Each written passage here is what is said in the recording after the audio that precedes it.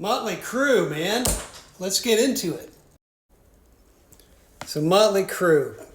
I love Motley Crue.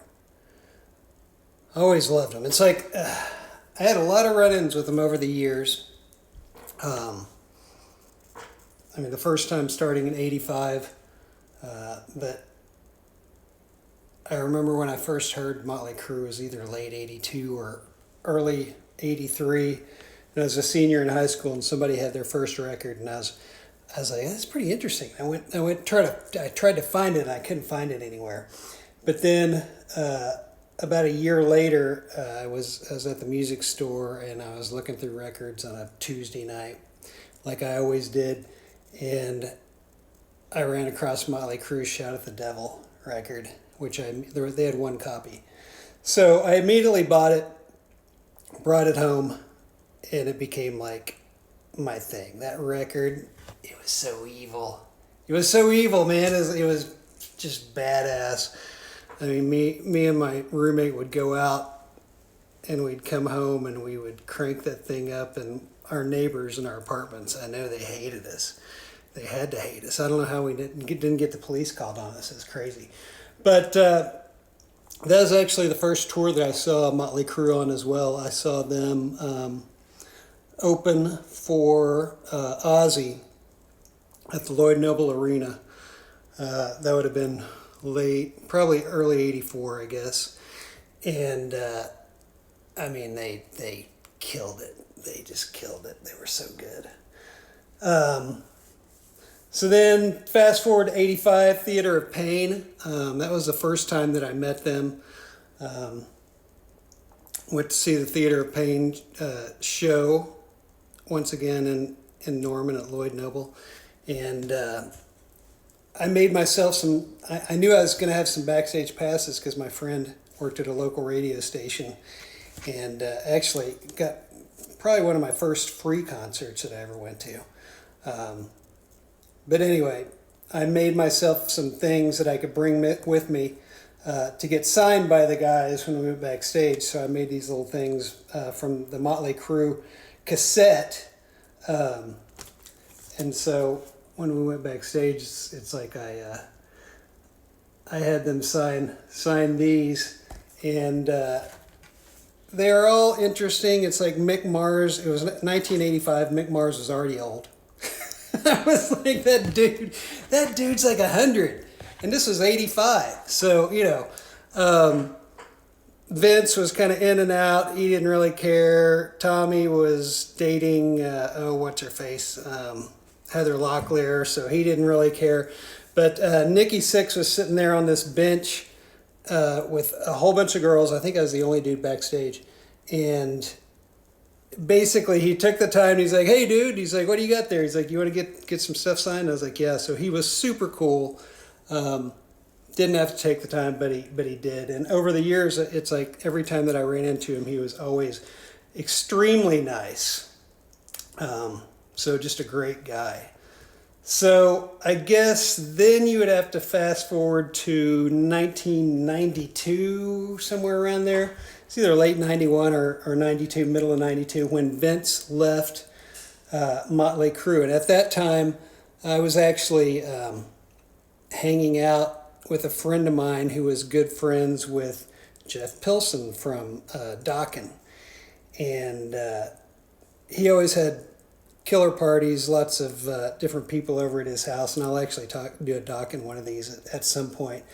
But it's funny because I was still working in the mailroom at the Album Network, and Vince, when he left Motley Crue, the management company, Bullet Productions, started managing him, and they were downstairs from, they were actually kind of part of our company, but not really, but they were on the second floor.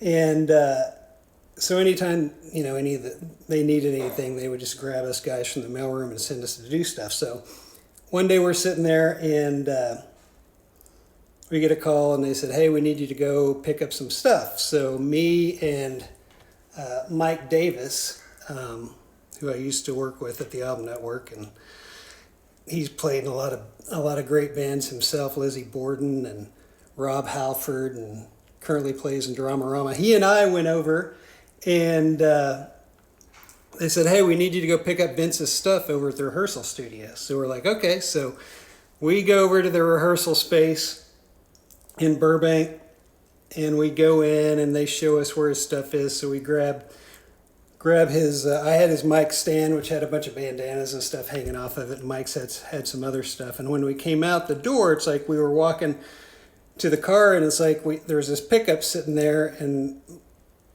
it's like we look over, and Nikki and Mick and Tommy are all sitting in the back of this pickup truck. And Nikki looks at me and he says, hey man, how much you want for that mic stand? I'm like, well, it's Vince's mic stand. He's like, oh man, I wouldn't touch that with a 10-foot pole. That's bad luck. So it was pretty funny that, you know, they're still with him to this day. I guess he's not so bad luck after all. The funny thing about it was at about the same time when I was hanging at Jeff Pilson's house, John Corabi used to hang out over there a little bit as well. And he got the gig in Motley Crue. And here's a picture at Jeff Pilson's house of John Corabi and me. This was actually right after he became the new singer of Motley Crue. Don't mind the fingers there, but that was a fun night. And since we're talking about Jeff Pilson's house, here's another picture from his house. If you look at this picture really, really close, it's like there's Jeff Pilson up there, and Tom Peterson from Cheap Trick, and that dude Satchel, the guy that went on to be Satchel in Steel Panther, he's in there as well. So another interesting weird tidbit about that time was when Vince Neil was recording his, or doing the video for his first song outside of Motley Crue, You're Invited But Your Friend Can't Come, which was in the soundtrack for a Pauly Shore movie. Steve Stevens played guitar on it, but he was looking for a band to play in the video. And since I was friends with his manager, they said that I could come play guitar in that video. So I spent a week learning the song so that I could actually look like I was playing it. And then the day before the actual video shoot, they called me and they said, oh, it's like his girlfriend, some dude who had a better connection than me got to be in the video. So anyway, there's that. So by around 2000, I was working at the Album Network, and we were doing a convention in Los Angeles to bring in a bunch of radio guys and different bands and stuff. And so I put together a A&R panel and basically where it was me, and you'll see this is a picture from the panel. That's me talking there with Nikki Sixx in the background. We had Nikki Sixx on that panel, and then as well as there's a dude there that signed Disturbed, and the guy down the table there that signed Kid Rock. But anyway, Nikki Sixx agreed to be on this panel with me, and we did an interview with him for the magazine about his new label at the time, Americoma Records. And because of that whole deal, he ended up sending me...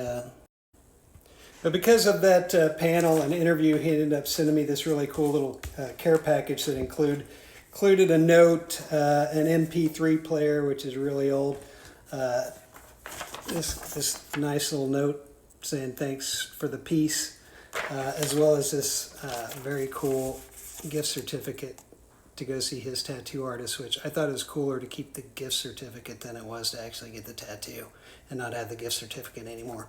So I'm almost out of time. The only other time that I ran into anybody was right after that with Vince Neil, and he showed me his red Ferrari, and that was like